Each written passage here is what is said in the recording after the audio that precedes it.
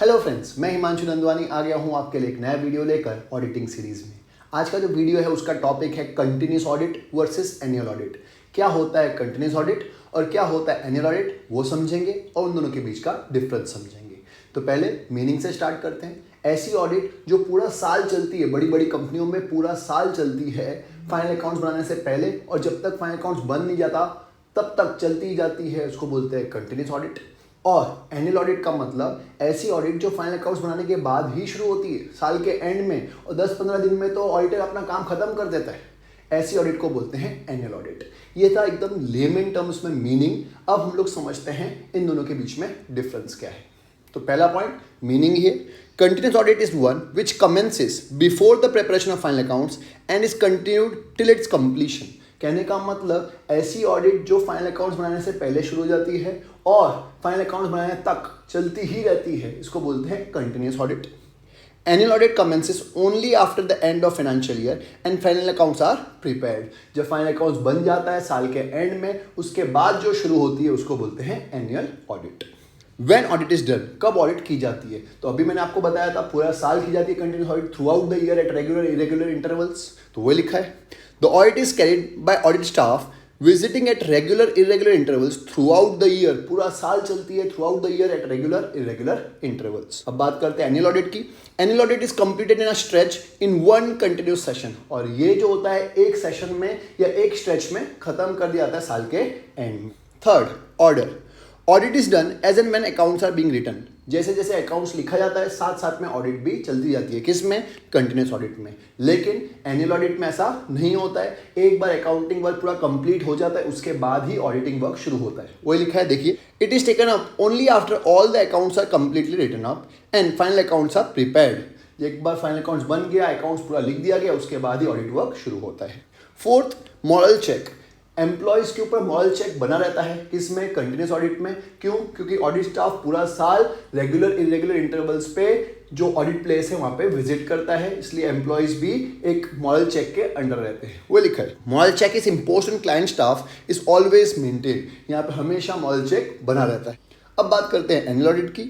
No moral check is possible as the auditor visits the client once in a year. क्या सिर्फ एक साल में एक बार ही जाता है उसके वर्क प्लेस पे 10-15 दिनों के लिए, तो उसमें क्या ही मॉरल चेक मेंटेन रहेगा। Next point, errors corrected. Continuous audit में एरर्स टाइमली मिल जाते हैं और बड़ी गलती नहीं बनते, उससे पहले ही हम लोग उसको रोक सकते हैं। तो वो लिखा है, frauds and errors can be located and rectified before it assumes serious proportion। क्या सीरियस प्रोपोर्शन में आए या फिर बहुत बड़ी गलती बन जाए या फ्रॉड बन जाए, उससे पहले ही वो errors and frauds easily detect हो जाते हैं। किस में? कंटिन्यूस ऑडिट में। क्यों? क्योंकि रेगुलर इंटरवल्स पे ऑडिट चलती रहती है। लेकिन एनुअल ऑडिट में it is difficult to find errors and frauds except at the end of the year when it is too late to correct corrective actions. यहाँ पे बहुत देर हो जाती है करेक्टिव एक्शंस लेने में, क्योंकि साल के एंड में तो हम लोग ऑडिट करने जाते हैं तो बहुत लिमिटेड टाइम ही होता है सारे एरर्स एंड फ्रॉड्स को पकड़ने का, और उस टाइम तक ऑलरेडी गलतियां बहुत बड़ी हो चुकी होती है। Interim dividend. देखिए, इंटरिम डिविडेंड का मतलब होता है साल के बीच में दिया जाने वाला डिविडेंड। लेकिन लॉ ये बोलता है कि अगर डिविडेंड देना है तो आपका बुक्स ऑफ अकाउंट्स ऑडिट होना चाहिए। बिना ऑडिटेड फाइनेंशियल स्टेटमेंट के डिविडेंड कंपनी डिक्लेयर नहीं कर सकती। एनुअल ऑडिट में साल के एंड में बुक्स ऑफ अकाउंट्स ऑडिट की जाती है, तो साल के बीच में डिविडेंड कैसे दे सकते हैं? तो इसलिए ही कंटिन्यूस ऑडिट में इंटरिम डिविडेंड देना पॉसिबल है कंपनी के लिए। क्यों? क्योंकि साल के बीच में डिविडेंड देना है और कंटिन्यूस ऑडिट साल के बीच में भी चलती रहती है, तो बुक्स ऑफ अकाउंट साल के बीच में चेक हो चुकी होती है। इसलिए इंटरिम डिविडेंड देना पॉसिबल है कंटिन्यूस ऑडिट में, एनुअल ऑडिट में पॉसिबल नहीं है। तो वो लिखा है, continuous audit is useful for declaring interim dividend. Interim dividend देना है तो कंटिन्यूस ऑडिट पॉसिबल है या यूजफुल है। Final audit is of no use for the purpose of declaring interim dividend. लेकिन इंटरिम डिविडेंड देना है तो एनुअल ऑडिट या फाइनल ऑडिट का कोई काम नहीं होता है।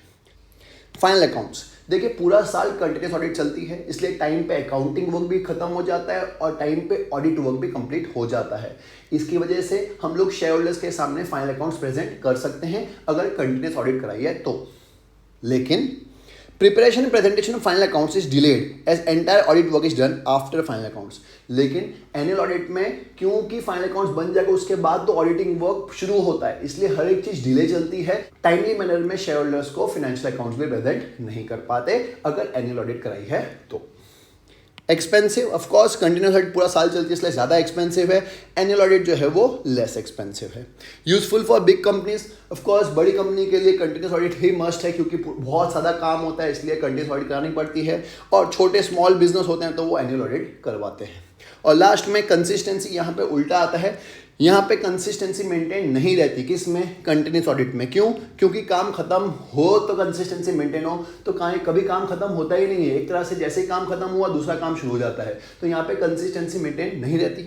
लेकिन यहाँ पे उल्टा होता है। As audit is complete in a stretch, consistency of audit work is maintain. यहाँ पे हमको पता है कि कहाँ पे काम खत्म हुआ, अगले साल से कहाँ पे काम शुरू करना है, इसलिए हमेशा कंसिस्टेंसी मेंटेन रहती है। किसमें?